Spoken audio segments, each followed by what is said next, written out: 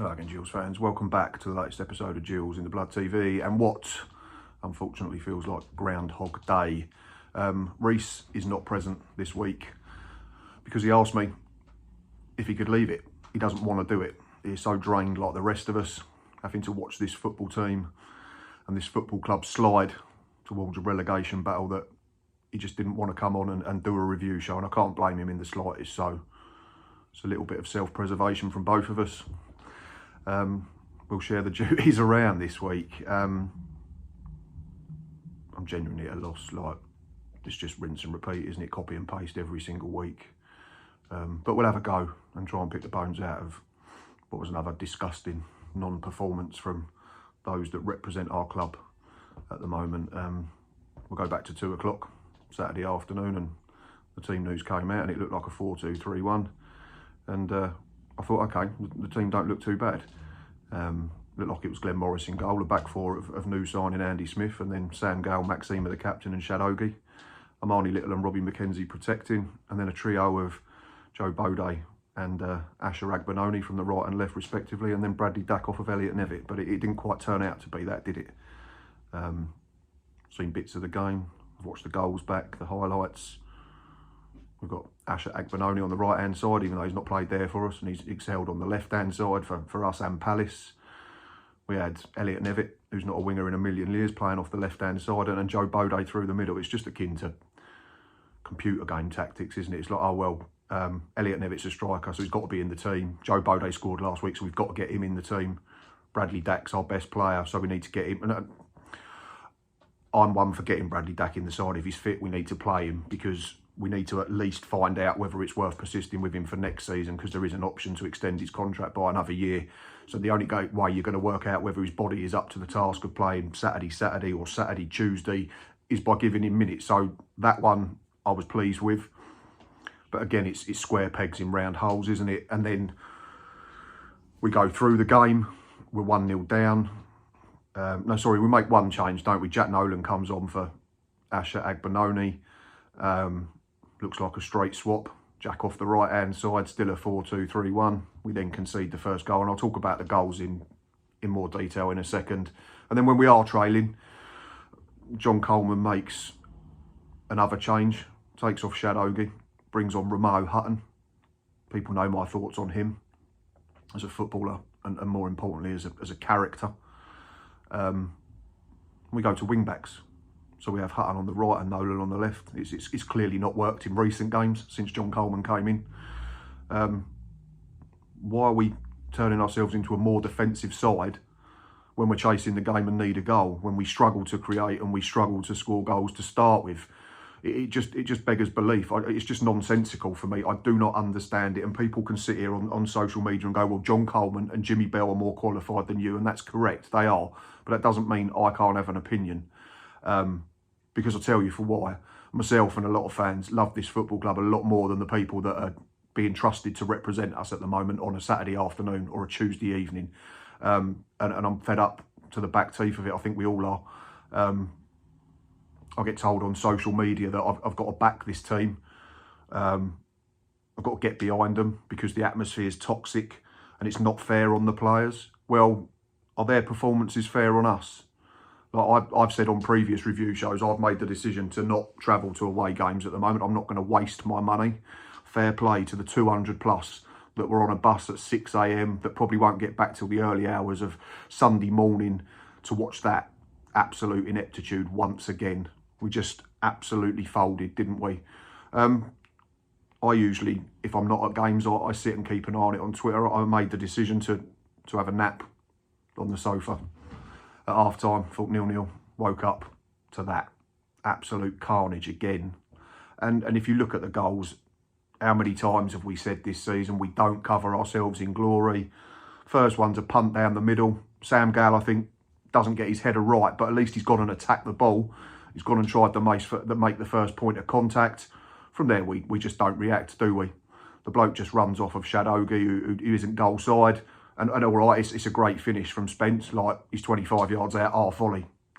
And bangs one in the corner. Glenn Morris has got no chance. But just the lack of desire again and game awareness is abysmal. The second one, they play through us, they play round us. We look half-arsed trying to get back in. Ball comes across our box. Nelson Kumbeni switches off at the back post. It's another tap in for Spence. At 1-0, the game's likely over, isn't it? Because we've earned 1 point this season when we've conceded the first goal in the Football League. That was against Tranmere, and they had to score it for us. We've lost the rest. So at 1-0, it's game over. At 2-0, you might as well all pack up and not bother wasting your time sitting in the cold. Third goal, one of my favourites, Romeo Hutton. Can't pass it 10 yards to a teammate. Then jogs back, half-arsed. Doesn't look like he's bothered. Ball comes across our box and it's an easy tap-in, isn't it, for Tyler Smith in injury time. And we've been thrashed by a team that are as woefully out of form as us. But we make it so easy, don't we, for sides that are in a rough trot. You know, if you've got a striker that's not scored in plenty, play Gillingham. If you're a side that's not playing well, play Gillingham. There's just absolutely nothing about this group of players.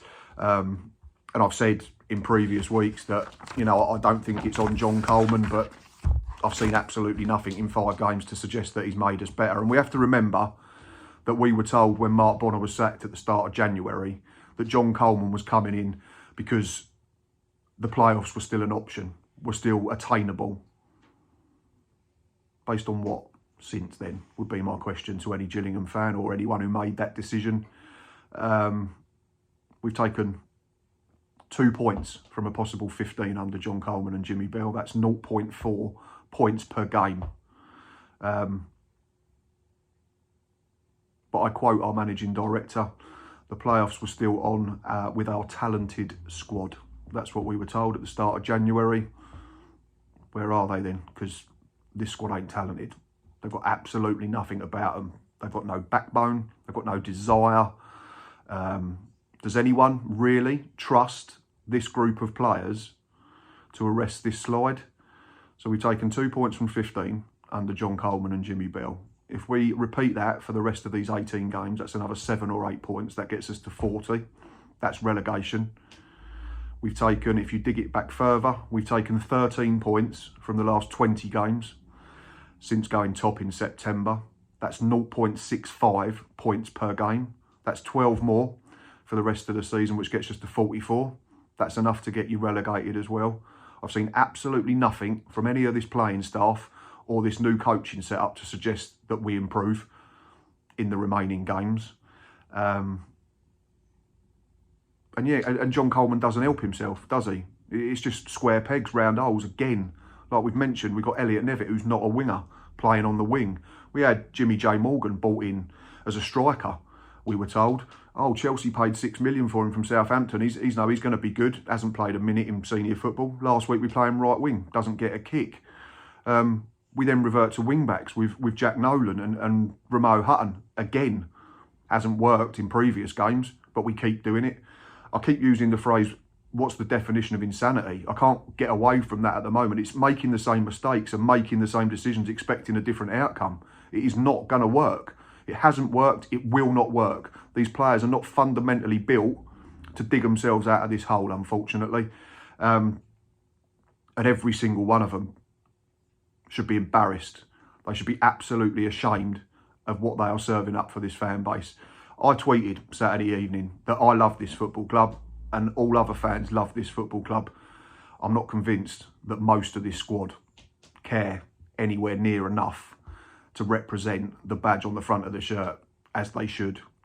They should all be looking in the mirror, but I wouldn't hold my breath because I don't think most of them actually give a toss. They're quite happy to pick up their wage. They're quite happy to coast through the week. They're quite happy to coast through games. And does it affect them? I'm not sure it does. Does it affect us? Absolutely. That's why we get into heated discussions on social media with other fans. It's because we care. There's not much more to say, is there? Look at this lot. Football shirts that I collect, they're all Gills. They all represent our history. The only thing this squad will go down in history as is the most unlikable and most gutless bunch of footballers I've sadly had the misfortune of watching. I will leave it there for this week because I'm done in. I think we're all done in. Actually, one final point, and it is regarding a discussion that I was having on social media on Friday evening about Harry Webster, and people saying, well, he's gone out on loan because he might not be ready. Well, he did nothing wrong in the 2 games that he played. He made one mistake against MK Dons, but he helped us keep a clean sheet. And then I'm being told, well, oh, he's not ready, so you've got to protect these young players. And yet people in the same sentence are expecting Dominic Corness and Jimmy J Morgan to turn our season around. They've had less senior experience of football in England than Harry Webster has. So you can't, on one hand, go, oh, well, Webster's not good enough, let's send him to the Isthmian Prem, but expect someone like Corness or Morgan come in and to sort out this bunch of absolute time wasters, and that's what they are at the moment. Like, I'm done with them, completely and utterly done. The end of this season can't come quick enough. But unfortunately, we find ourselves in a battle against the drop, which was unthinkable 2 years ago when Brad and Shannon took over. We had that brilliant end to 22-23, didn't we? We then made a decision to sack a manager. We then made a decision to sack another manager. And then we made a decision to sack a 3rd manager. And what's the common denominator? That a good dozen of the same footballers that we trust to represent our team have chucked all of them under the bus. I don't think John Coleman's helping himself, but I'll leave you with the common denominator. Up the Gills.